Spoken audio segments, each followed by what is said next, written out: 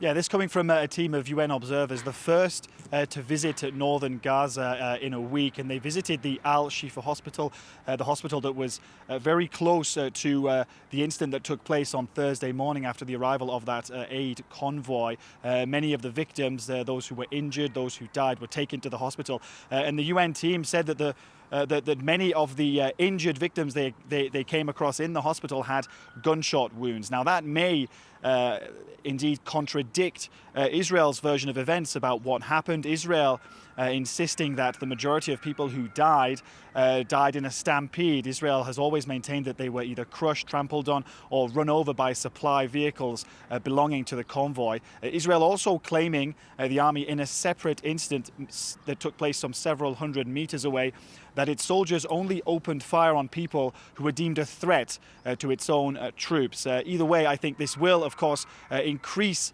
pressure on Israel to carry out a thorough investigation to establish exactly what happened in northern Gaza on Thursday morning. Andy, you're in Jerusalem. The families of the hostages who are still being held in Gaza, they're due to arrive there later this Saturday following a 4-day march. What message will they be delivering to the Prime Minister?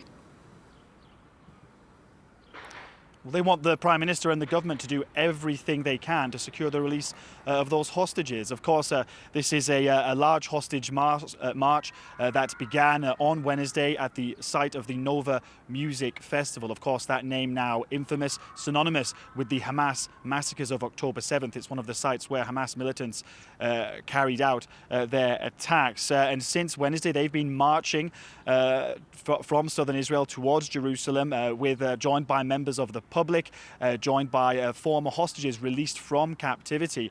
And they'll arrive in Jerusalem this evening. Their arrival time to coincide with the holding of a large rally in support of hostages in Tel Aviv. Of course, those weekly rallies taking place since October 7th, they've never really lost momentum. But of course, for the families, it's been almost 5 months now. So marches like these, of course, designed to keep up pressure on the Israeli government, because for the families, they're simply desperate to have news of their loved ones.